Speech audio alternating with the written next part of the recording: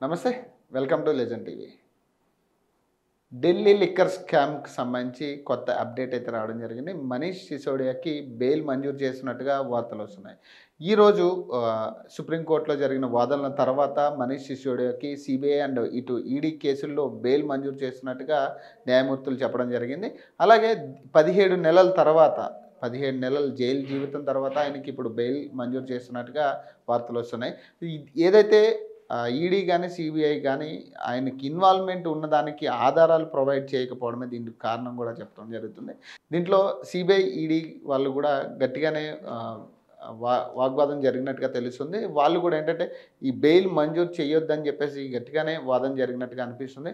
అలాగే వాళ్ళు ఏం చెప్తున్నారంటే ఈయనకి బెయిల్ ఇప్పించడం వల్ల బయటికి వెళ్ళిన తర్వాత ఏదైతే ఆధారాలు ఉన్నాయో దీన్ని మ్యానిపులేట్ చేసే ప్రయత్నం చేస్తారని చెప్పేసి చెప్పడం జరిగింది. కానీ దాన్ని కోర్టు తిప్పికొట్టినట్టుగా తెలుస్తుంది. ప్రస్తుతానికైతే ఆయనకి బెయిల్ ఇచ్చినట్టుగా తెలుస్తుంది. షరతులతో కూడిన బెయిల్ అయితే మంజూరు చేస్తున్నట్టుగా వార్తలు వచ్చాయి.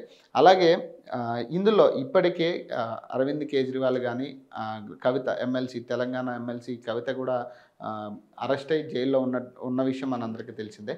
సో వాళ్ళకు కూడా అంటే లైన్ క్లియర్ అయినట్టుగా కనపడుతుంది. ఎందుకంటే గత కొన్ని రోజులుగా కవితకు బెయిల్ వచ్చే ఛాన్స్ ఉందని చెప్పి కొన్ని వార్తలు అయితే చక్కర్లు కొడుతున్నాయి. అలాగే నిన్న కూడా ఏదైతే కేటీఆర్ హరీష్ రావు ఢిల్లీ వెళ్ళి మాట్లాడడం జరిగింది.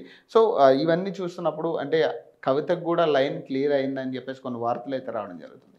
మరి ఈ కేసులో దగ్గర 17 నెలల జైలు జీవితం తర్వాత ఏదైతే మనీష్ సిసోడియాకి బెయిల్ మంజూరు చేయడం జరిగింది. సో ఇటీవల మళ్ళీ కవితకి సంబంధించి కూడా బెయిల్ వచ్చే ఛాన్స్ ఉందని కొన్ని వార్తలు రావడం జరుగుతుంది. దీని గురించి అయితే ప్రముఖ అనలిస్ట్ మురళీ మనోహర్ గారు మనతో ఉన్నారు. ఆయనతో మాట్లాడే ప్రయత్నం అయితే చేద్దాం. ఎందుకంటే కవిత పరిస్థితి ఏంటి? ఎందుకంటే గత దగ్గరగా 5-6 నెలల నుంచి ఆమె జైల్లోనే గడుపుతున్న పరిస్థితి. కనీసం ఇప్పటికీ ఒక 4-5 సార్లు ఆమెకి బెయిల్ క్యాన్సిల్ అవ్వడం కూడా జరిగింది. సో ప్రస్తుతం చూద్దాం దీనివల్ల ఏమన్నా ఆమెకి ఏమన్నా లైన్ క్లియర్ అయ్యే పరిస్థితి ఉందా? సార్ చెప్పండి. అంటే మనీష్ సిసోడియాకి ఈరోజు బెయిల్ మంజూరు చేయడం జరిగింది. సో ఢిల్లీ లిక్కర్ స్కామ్ అనేది దగ్గరగా ఒక సంవత్సరం పాటు మనకి అది ఆ కేసు అనేది చాలా హై లెవెల్లో ఉంది ఇప్పుడు. సో అలాగే ఇందులో ప్రముఖుల్ని అరెస్ట్ చేయడం జరిగింది. ఎవరైతే కేజ్రీవాల్ని కానీ లేదా మనీష్ సిసోడియా లాంటి వాళ్ళని కానీ ఇక్కడ ఎమ్మెల్సీ కవితని కానీ మరి ఈరోజు సిసోడియాకి అయితే బెయిల్ రావడం జరిగింది. మరి ఎట్లా చూడాలి సార్? అంటే దగ్గర 15 నెలల తర్వాత ఆయనకి బెయిల్ ఇవ్వడం జరిగింది. అవును అవును సిసోడియా మనీష్ సిసోడియా ఉప ముఖ్యమంత్రి ఢిల్లీకి. తర్వాత ఆయన మర్చిపోకూడని విషయం ఏంటంటే ఆయన పాఠశాల మంత్రి పాఠశాల కేసులో ఇరుక్కున్నాడు. కనుక లిక్కర్ స్కామ్ లో ఇరుక్కున్నాడు. ఆయన పాఠశాల ఇష్యూలో ఇరుక్కోలేదు, లిక్కర్ స్కామ్ లో ఇరుక్కున్నాడు. ఇదే చాలా ఆశ్చర్యకరమైనటువంటి విషయం. ఆమ్ ఆద్మీ పార్టీ ఏదైతే నీతి నిజాయితీ లేకపోతే పబ్లిక్ లైఫ్ లో కరప్షన్ ఫ్రీ సొసైటీ ఇది ఎన్నో ఆదర్శాలను చెప్పి అధికారంలోకి వచ్చిన పార్టీ అవినీతి మరకలతో నిండా మునిగిపోయింది. పాపం మూసీ నది లాంటి మరకలతో నిండా మునిగిపోయింది. ముఖ్యమంత్రి ఉప ముఖ్యమంత్రి అందరూ మొదలు ఒక మంత్రి బయటకు వచ్చాడు ఆ మధ్యలో. ఇలా అందరూ ఆ ప్రభుత్వమే. అయితే ఈ కేసే చాలా వింతైనటువంటి కేసు. కొన్ని 100 కోట్ల ఇది ఇన్వాల్వ్ అయి ఉంది. చాలా 17 నెలల తర్వాత సిసోడియా బయటికి రావడం అనేది ఆమ్ ఆద్మీ పార్టీకి చాలా పెద్ద రిలీఫ్. అయితే ఈ ట్రయల్లో మనకు సుప్రీం కోర్టుకి వెళ్ళారు బెయిల్ కొరకు. సుప్రీం కోర్టు చెప్పిన ఇది ఏంటంటే మేము మెరిట్ ఆధారంగా బెయిల్ గురించి మాట్లాడడం లేదు, అంటే మెరిట్ చూడడం లేదు. మెరిట్ తో రాలేదు ఆయనకు బెయిల్. మరి దేనికి వచ్చిందంటే కేవలం ఆలస్యమే ఆధారంగా బెయిల్ మంజూరు చేస్తున్నాం అనుకో. ఒక కేసు అనేది ట్రయల్స్ లో ఎక్కువ రోజులు పెట్టకూడదు. ఆ స్థాయిలో ఉన్న వ్యక్తి 15 నెలలు దాటిందంటే ఆయనకు సహజంగా బెయిల్ రావాల్సిందే. 15 months దాటి ఇప్పుడు 17 months అయిపోయింది ఆయన జైల్లో పెట్టడానికి. ఎందుకంటే విచారణ మొదలు కావడం లేదు. ఇంకా 495 సాక్ష్యాలను వాళ్ళు ప్రవేశపెట్టాలి. చాలా పెద్ద కేసు ఇది.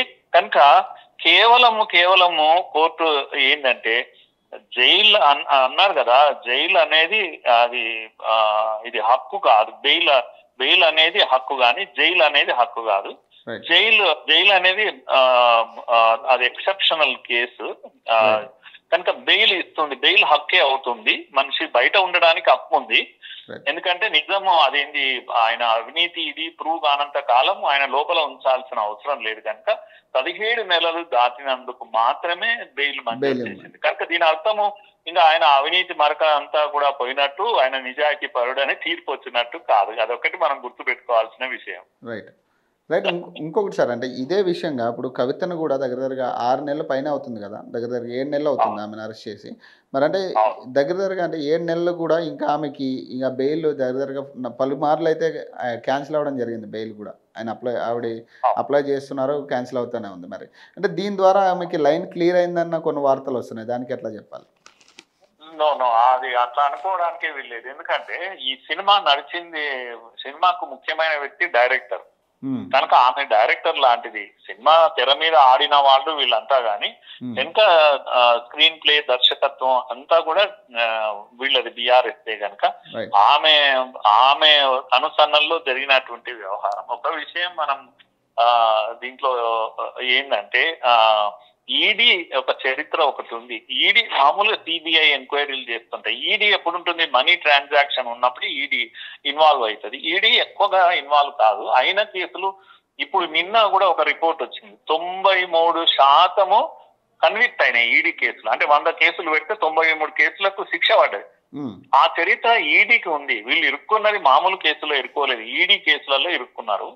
కనుక కవిత బెయిల్ వస్తుందా రాదా అనే కన్నా వీళ్ళు శిక్షల నుంచి తప్పించుకుంటారా అంటే చెప్పలేము. వీళ్ళు తప్పించుకోవడానికి అవకాశమే లేదు, ఎవ్వరు కూడా తప్పించుకోవడానికి అవకాశం లేదు. సిసోడియా గాని కవిత గాని.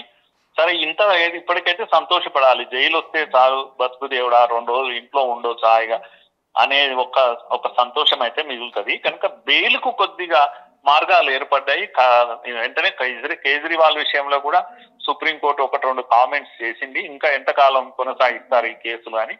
ఇది సిబిఐ పేరు మీద మళ్ళీ అరెస్ట్ చేస్తారా మీరు అని కూడా అడిగింది కోర్టు. కనుక అంటే అర్థం ఏంటంటే ఎంతకాలం మీరు లోపల పెడతారు, మీరు ట్రయల్స్ మొదలు పెట్టండి, విచారణ మొదలు పెట్టండి, సాక్ష్యాలు ప్రవేశపెట్టండి అని కోర్టు అడుగుతుంది. కనుక స్పీడప్ అవుతుంది కేసు. కానీ బెయిల్ వస్తుంది ఇమ్మీడియట్ గా కవిత పని అనుకోవడానికి వీల్లేదు. కవిత ముఖ్యంగా డైరెక్షన్ ఇచ్చింది ఆమె కనుక ఆమె పైన అనేక ఆధారాలు ఉన్నాయి కనుక ఇప్పట్లో కవిత వచ్చేటువంటి అవకాశాలు అయితే నాకు అనిపించడం లేదు. సరే ఇంకోటి అంటే ఇప్పుడు సిబిఐ అధికారులు కానీ ఈడీ అధికారులు కూడా ఇప్పుడు ఈయనకి వ్యతిరేకంగా కూడా మాట్లాడిన సంఘటనలు బయటకు వస్తున్నాయి ఇందాక. అంటే ఈ బెయిల్ ఇస్తే మ్యానిపులేట్ చేసే ఛాన్స్ చాలా ఎక్కువ ఉంది, ఆధారాలను కూడా వీళ్ళు మ్యానిపులేట్ చేస్తారని కూడా వాళ్ళు డిఫెండ్ చేయడం జరిగింది. మరి అంటే ఇప్పుడు బయటకు వచ్చిన తర్వాత ఆధారాలు ఏమన్నా మ్యానిపులేట్ చేసే ఛాన్స్ ఉంటుంది అంటారా వీళ్ళకి, లేకపోతే ఎట్లా?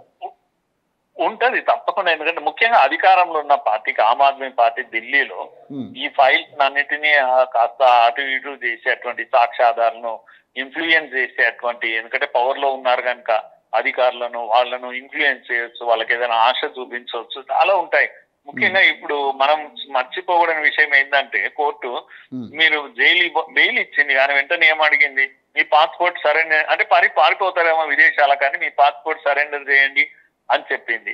మీరు అండర్ ట్రయల్ లో ఉండాల్సిందే, మీరు మండే అంటే థర్స్డే వారంలో 2 రోజులు వచ్చి దీన్ని పోలీస్ స్టేషన్ లో థానాకు వచ్చి అటెండ్ కాండి, ఇవన్నీ చెప్పిందండి. ఇన్ని కండిషన్ పెట్టింది పవన్ గారు వీళ్ళను. కనుక దాని అర్థం ఏంటంటే వీళ్ళు దొంగలే అని, ఎక్కడ పారిపోతారని ఆ భయం కోర్టుకు కూడా ఉంది.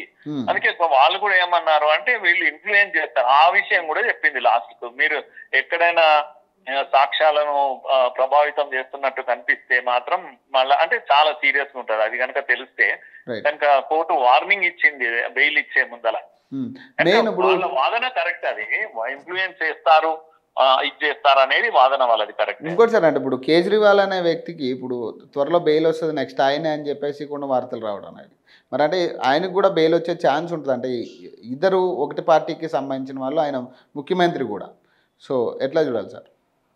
కేజ్రీవాల్ విషయంలో ఏంటంటే ఆయన ముఖ్యమంత్రి కనుక మరింత ట్యాంపర్ చేసే అవకాశం ఉంటుంది, సాక్షులను ఇవన్నీ ఉంటాయి కనుక ఆయనకు కష్టం ఇప్పట్లో బెయిల్ రావడం. ఉప ముఖ్యమంత్రి కావడం వల్లనే 17 నెలలు ఆయన లోపల ఉన్నాడు. ఆయన ముఖ్యమంత్రి కనుక ఇంకా ఎక్కువ సమయం పడుతుంది.